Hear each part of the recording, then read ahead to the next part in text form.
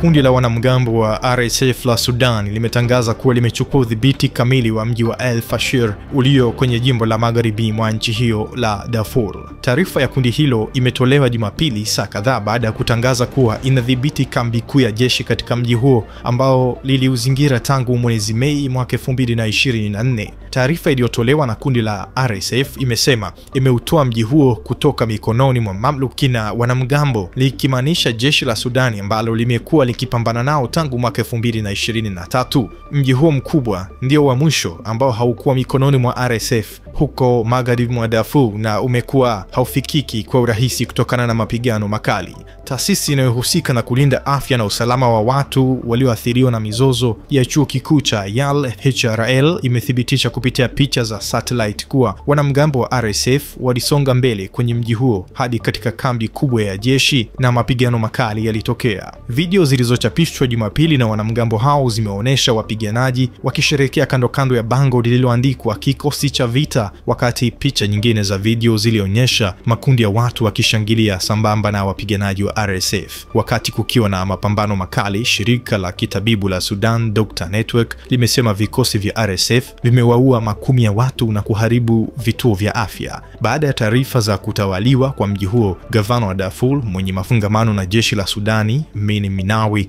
ametoa wito wa kuhakikishiwa ulinzi kwa raia. Muda mfupi baada ya wanamgambo wa RSF kudai kuwa wameudhibiti mji huo, Minawi ametaka pia hatma ya watu waliolazimika kuyakimbia makazi yao iwekwe wazi. Amedai pia ufanyike uchunguzi huru kuhusu kiukwaji na mauaji ya kimbari yaliyofanywa kwa kificho na makundi ya wanamgambo ambao wamekuwa kwenye mapambano makali na jeshi tangu mwezi Aprili mwaka 2023. Katika hatua nyingine, katibu mkuu wa Umoja wa Mataifa Antonio Guterres ameonya kuhusu kuendelea kuchochewa kwa mapigano katika mji wa El Fasher na kuongeza kwamba hali inayoshuhudiwa Sudan haivumiliki.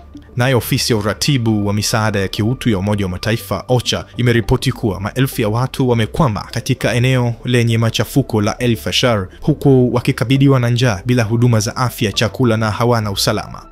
Zaidi, mratibu wa ofisi hiyo ya Umoja wa Mataifa Tom Fletcher ametahadharisha kwamba ameshtushwa na kiwango kikubwa cha majeruhi na raia walolazimika kuyahama makazi yao. Ametoa wito wa kusitisha haraka mapigano na kuruhusu njia salama ili wapate misaada. Kulingana na Umoja wa Mataifa, watu wasiopungua 300,000 wanaishi katika mazingira hatari kwenye mji wa El Fasher ambako haufikiki kwa zaidi ya mwaka mmoja sasa.